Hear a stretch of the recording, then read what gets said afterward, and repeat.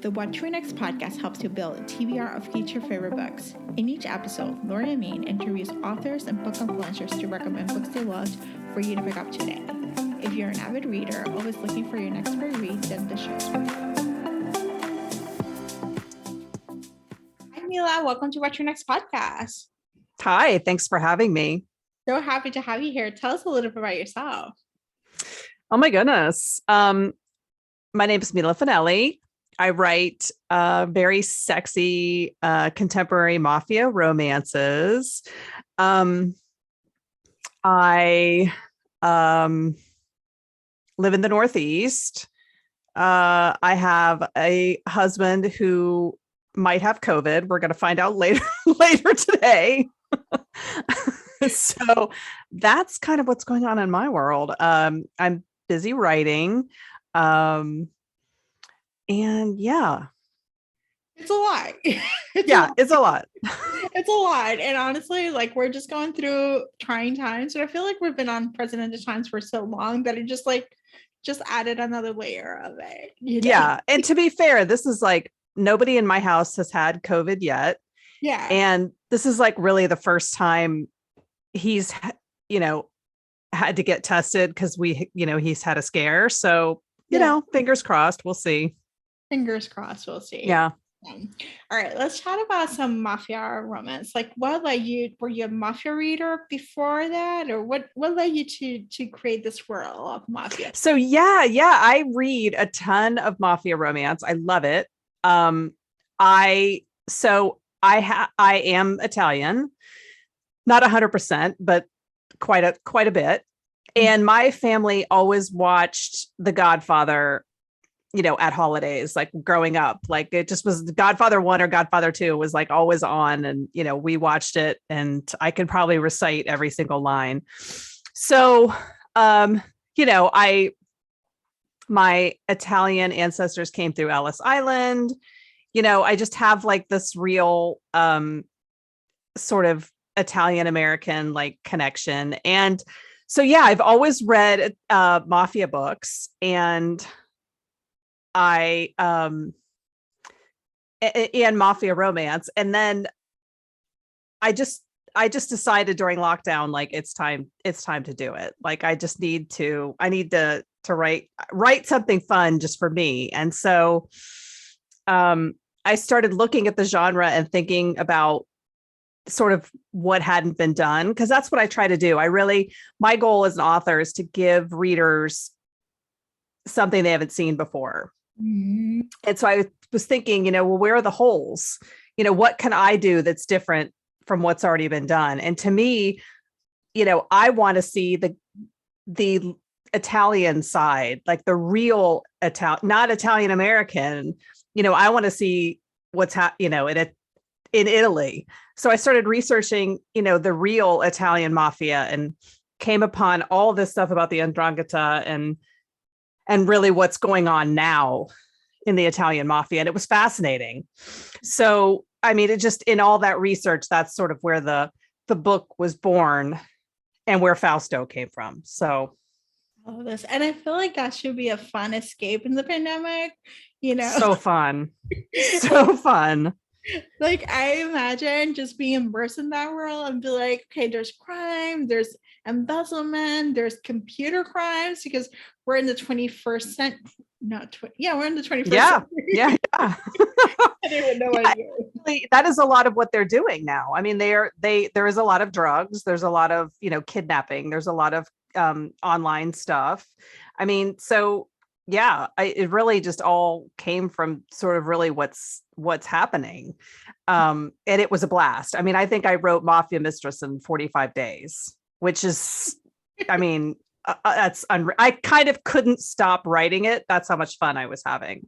So talk to us about Mafia Mistress and Mafia Darling, which is a duet. So you do need to read them back to back because there's but they both are out. So for those who are listening, both are out. So you can actually binge on them. So what is unique about Mafia Mistress? I wasn't planning on making it a duet. It was going to be, a single book, but I couldn't stop writing it. And it got to be so long I think, I was at like 85,000 words and there was just no end. I mean, I knew I had this whole other arc that needed to happen and I wasn't, so there was just no way to do it without it being a duet.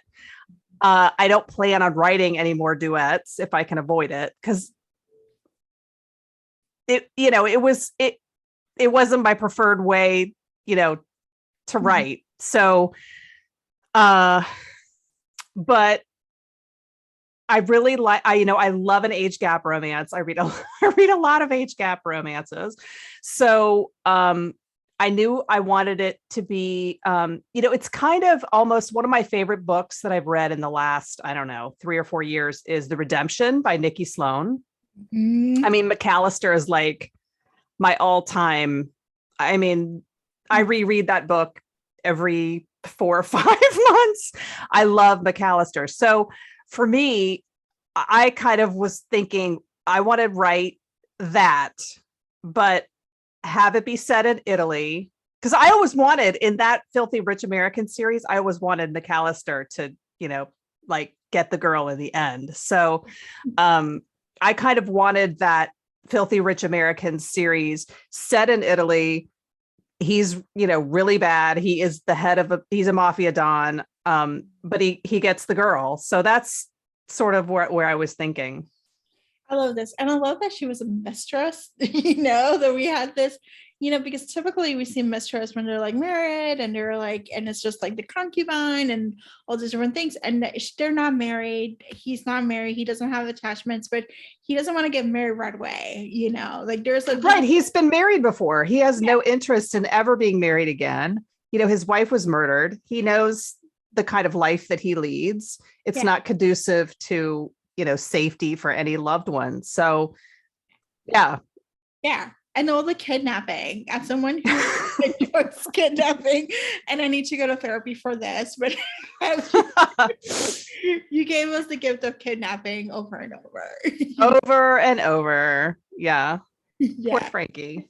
So what can we expect about book 3? And as I was telling you beforehand, I don't know how it's gonna work, but what can we expect about book 3? So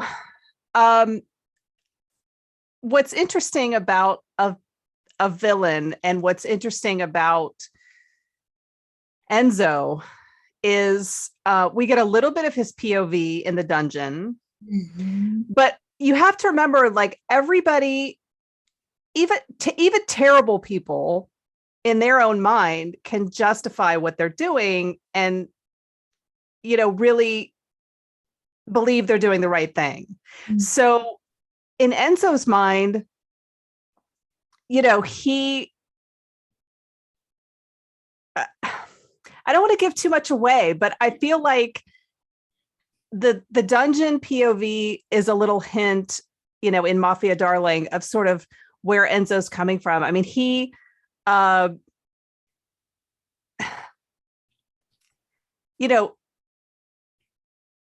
there's a lot more going on behind the scenes than we know about. And, you sort of learn about like his kids, he has paid, when Mafia Madman opens, he has paid 1,000-fold for what he did to Frankie. I mean, the scales are so unbalanced, what he did versus how he suffered for it. So hopefully, readers will, find him worthy of a happily ever after. I think so. I think I'm just like curious to see, because he did pay for what he did to Frankie. He lost it all, in some ways, and had to build back. And I think there's an arc about coming back from the death, Right.